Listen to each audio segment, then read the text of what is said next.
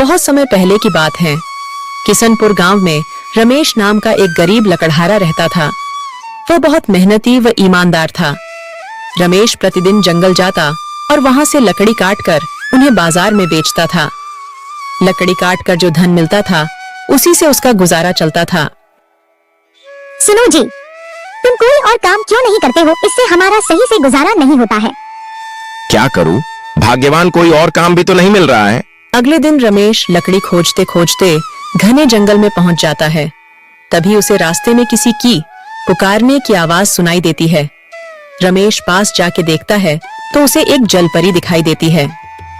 कृपया मेरी मदद करो, मैं बहुत दिन से बीमार हूँ।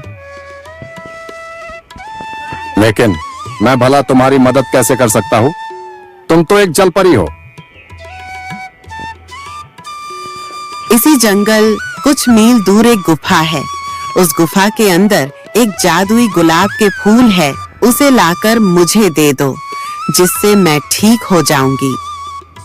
रमेश जलपरी की बात मानकर उस जादुई गुलाब की तलाश में चल देता है। कुछ समय चलने के बाद वह उस गुफा के पास पहुंच जाता है। रमेश गुफा के अंदर जाता है। जैसे ही रमेश फूल तोड़ने वाला होता है तभी उसमें से एक जिन निकलता है। मूर्ख मानव, तुम यह जादुई फूल नहीं ले जा सकते जब तक तुम मेरे 2 प्रश्नों के उत्तर नहीं दे देते।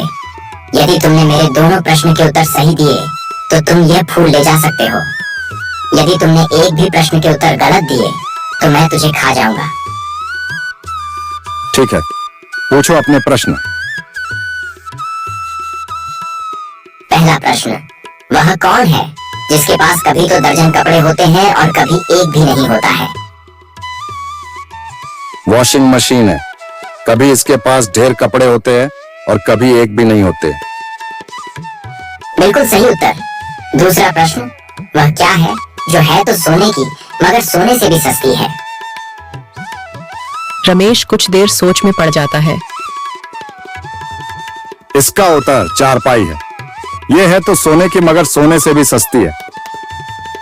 तुमने मेरे सभी प्रश्नों के उत्तर सही दिए हैं। अब तुम यह फूल ले जा सकते हो। यह कहकर जिन वहां से चला जाता है। रमेश फूल लेकर सीधे जलपरी के पास जाता है। जलपरी ओ जलपरी, लो अपना जादुई फूल। जलपरी रमेश को मदद के बदले में उसे सोने के उपहार देती है और वहां से चली जाती है।